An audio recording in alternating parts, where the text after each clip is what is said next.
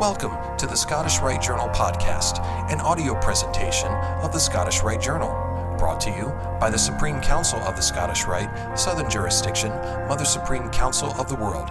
This week's article is The Other Side of Henry C. Clausen, Pearl Harbor, Final Judgment, by Van Mecklemore, 33rd degree, and edited by Daniel Anderson, 32nd degree KCCH, and comes from the March-April 2022 issue of the Scottish Rite Journal. Most of us know illustrious Henry Christian Clausen, 33rd degree, from his work Clausen's Commentaries on Morals and Dogma, various other Masonic books and articles, and his tenure as Sovereign Grand Commander, Scottish Rite Southern Jurisdiction. The other side of Henry C. Clausen is not so widely known. In the spring of 1945, as a major, later lieutenant colonel, in the U.S. Army in World War II, he was tasked to reinvestigate the who, knew what, and when of the Pearl Harbor attack. This would result in an 800-page report to Congress to be known as the Clausen Report.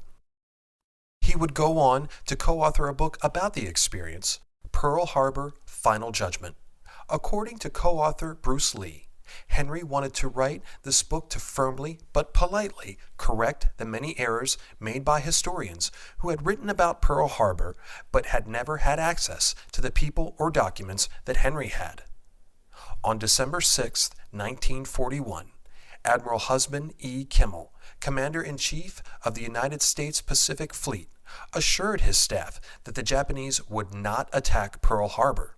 The next morning, Japanese carriers steamed towards Hawaii to launch one of the most devastating surprise attacks in the history of war, proving the admiral disastrously wrong. Immediately, an investigation began into how the American military could have been caught so unaware. The results of this initial investigation by the Army Pearl Harbor Board failed to implicate who was responsible for this intelligence debacle. Worried that high-ranking members of the military had provided false testimony, Secretary of War Henry L. Stimson reopened the investigation and assigned Henry C. Clausen to oversee it. Many were surprised Stimson would pick a lowly unknown major for this work instead of some high-ranking general, but as the book would show, he was the right pick for the job. As special investigator, illustrious Clausen traveled more than 55,000 miles over 7 months in 1945 and interviewed nearly 100 personnel, Army, Navy, British, and civilian, for Stimson, who was carrying out an investigation ordered by Congress. Clausen, a lawyer and a former assistant U.S. attorney from San Francisco, was a civilian at heart who had joined up for the duration of the war and then was discharged in August 1945. The Army could have my body as long as the war lasted, Clausen said, but it could never have my heart. Illustrious Clausen had been the trial judge advocate for the Army at the Court-Martial of Army Inspectors for fraudulent inspections of aircraft engines at the Rite Aeronautical Engine Manufacturing Facility in Lackland, Ohio. His expertise as a prosecuting trial lawyer would bring out critical answers from the people he interviewed. My mission, said Clausen at the time, appears to call for a careful, factual, judicial approach using extreme care to preserve the security of our code cracking. In his travels, Clausen was to carry his important highly classified documents in a bomb pouch strapped to his chest. In the event of imminent capture by the enemy, a lanyard would be pulled to detonate and destroy the pouch, and me with it, Clausen said.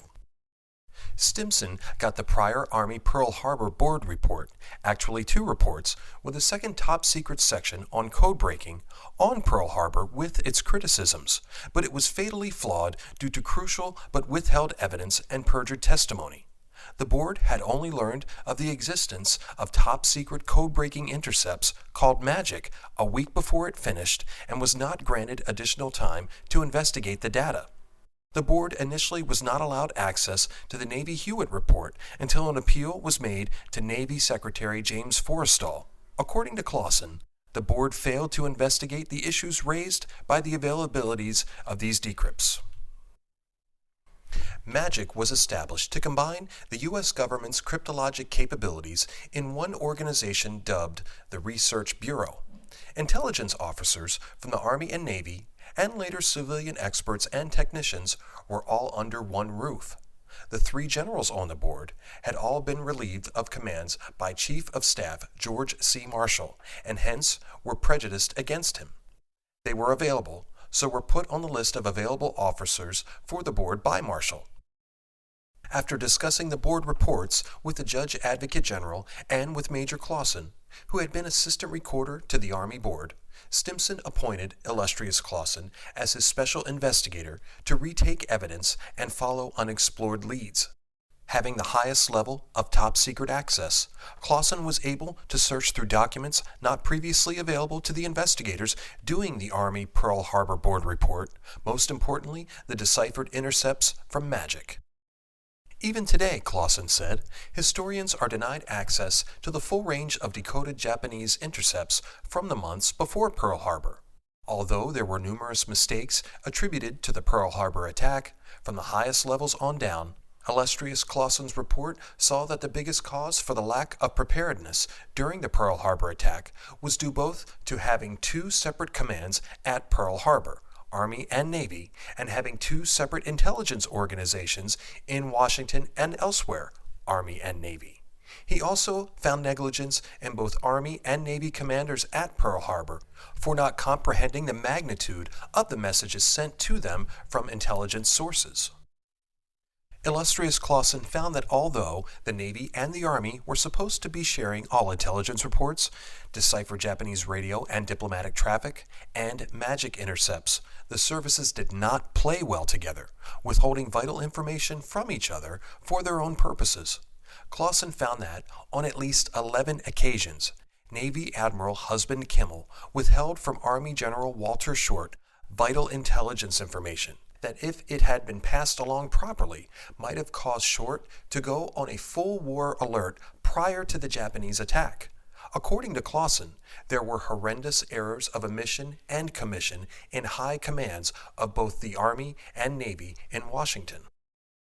One of the most haunting passages in his book concerns the interception of the famous 14-part Japanese transmission that was sent to the Japanese diplomats in Washington in response to President Roosevelt's demands from the ongoing peace negotiations.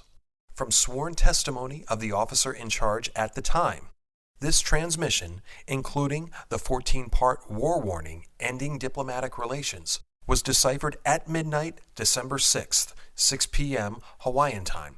This was almost 14 hours before the attack on Pearl Harbor.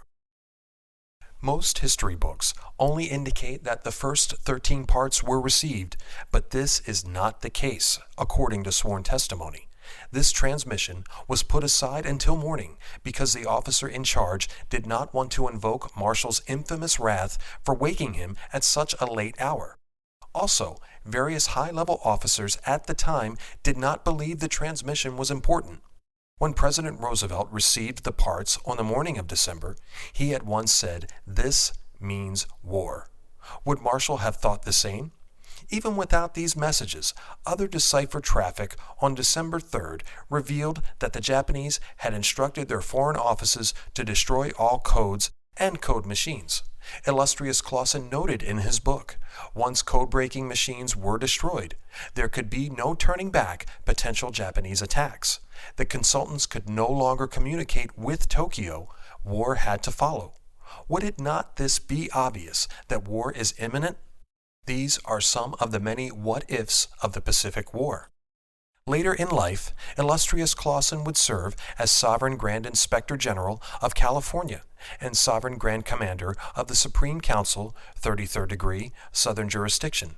He was Master of Ingleside Lodge No. 360 in 1940, Grand Master of the Grand Lodge of California, Free and Accepted Masons in 1954, and Grand Order of the Grand Lodge of California, Free and Accepted Masons. An interesting Masonic story also included in illustrious Clausen's book concerns then-Senator brother Harry S. Truman. Truman was on the senatorial committee to which Clausen was to report. At first meeting, Truman did not respond to Clausen's reporting with any enthusiasm. Clausen told Truman, "When you were Grand Master of Masons in Missouri, I was Grand Orator of the Grand Lodge of California." Hearing this, Truman jumped out of his chair and began shaking Clausen's hand vigorously. Brother Truman then said, "Henry, you have my complete cooperation." Any accompanying photographs or citations for this article can be found in the corresponding print edition. The Scottish Rite Journal is published by the Supreme Council of the Scottish Rite, Southern Jurisdiction, Mother Supreme Council of the World. Mark Dreisenstock, 32nd degree, KCCH Managing Editor. I'm your host, Matt Bowers.